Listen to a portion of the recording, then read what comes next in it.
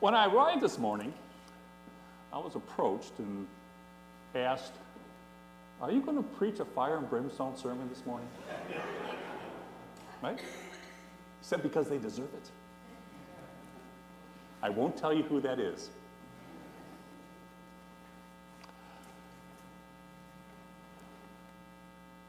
The Gospel of John has a way of telling stories about Jesus that wish to engage us from different perspectives. Now, John begins this story with a man who physically cannot see, and ends with the Pharisees who spiritually cannot see.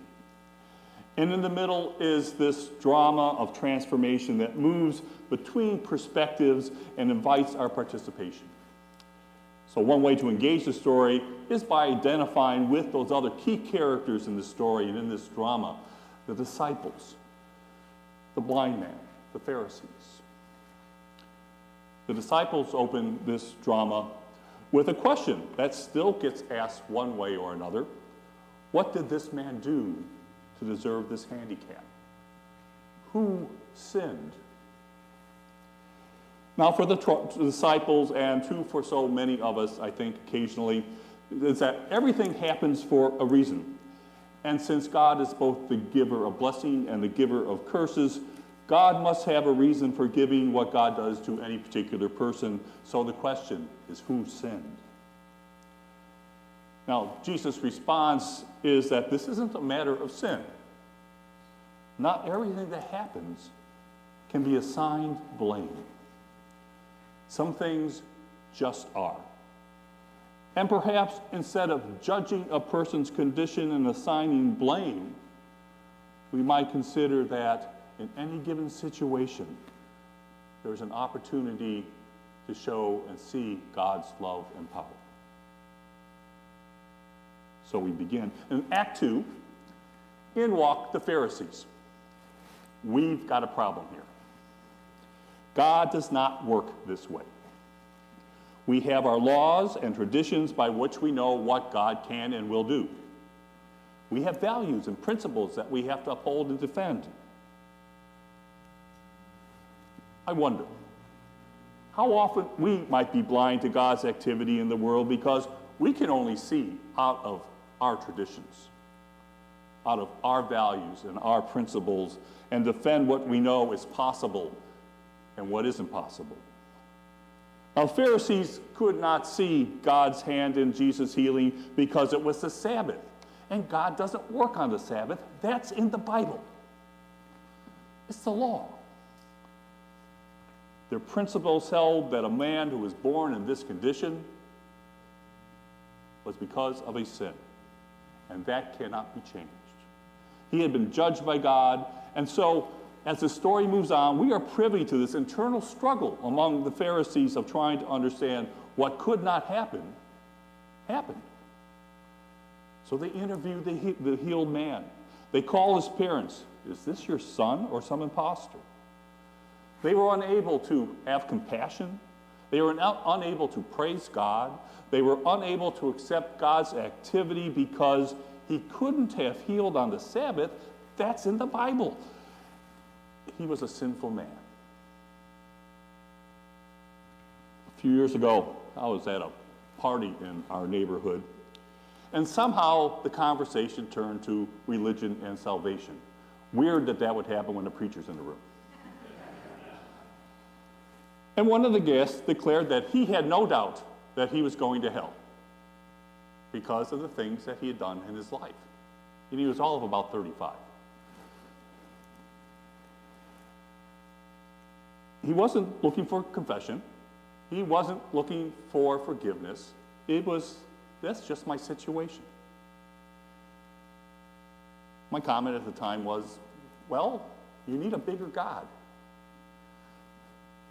We were unable to pursue that conversation. But what are some of the ways that we think that God can and cannot act? Is God limited to working in the ways that we agree with? When we see something happening which could be good possibly, but because it violates part of our belief system, can we see it as God's hand at work, or are we just as likely to dismiss it out of hand? How often Are we blind to God's transforming activity because we don't want to see what that transformation might mean and challenge what we already know we believe? How often do we turn a blind eye to God's acts of mercy, God's acts of grace and love, God's acts of compassion because they violate some value that we have? Now, I often think that our faith journeys are much like this story. The struggle of the Pharisee inside of us, unable to see, and a blind soul struggling with new vision. Some time ago, I read an article about how traditional leaders are limited in the words and images that they can use in ways that transformative leaders are not. Traditional leaders are limited in the options that are possible for them because they're limited in the language they can use. They're limited in the vision they can see. They're limited by their traditions. And explains how we are all somewhat limited in what we can see because we all have traditions, we all have prejudices, we all have values that we carry with us and a particular set of life values. We need them. We really couldn't function without them. They give our lives direction.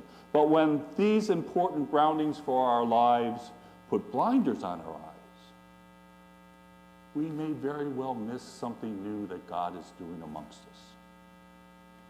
Though the Pharisee in us always resists that new thing, we also know that Christ is present in us, offering a healing to help us see as we go along in our faith journeys.